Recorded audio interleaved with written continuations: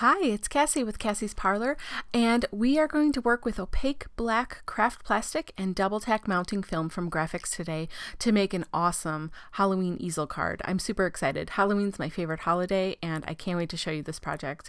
So I'm working on a gel plate, and I've got this awesome neon orange acrylic paint here, and I'm putting it on the black craft plastic through a stencil. It's got that really awesome cool texture. And then I've got two different kinds of purple. One's like a color shift craft paint, and the other is just a matte purple paint, and I mix those together. I'm doing the same technique with that stencil to get that look through there, and then I'm just going to layer that on top of the orange so I get a nice layered purple and orange really cool texture on that plastic.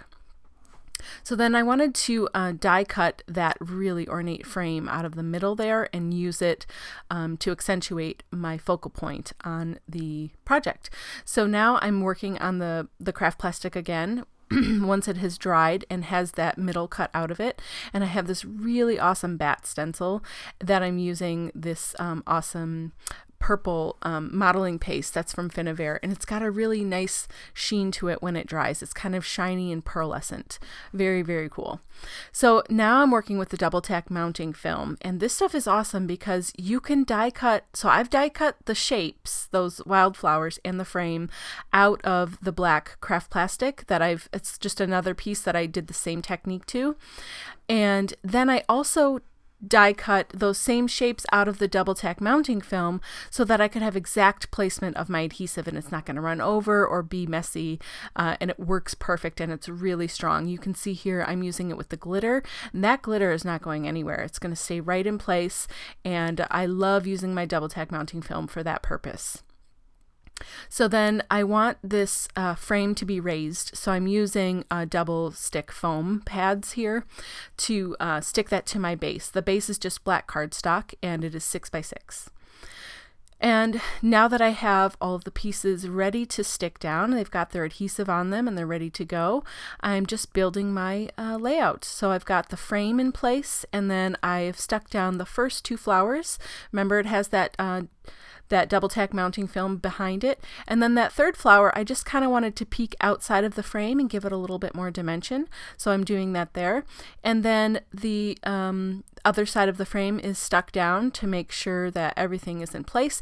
And then I'm just using some 3D glue gel. It's clear, and so I really wanted that frame to be raised up with the rest of it. So that's why I'm using that there.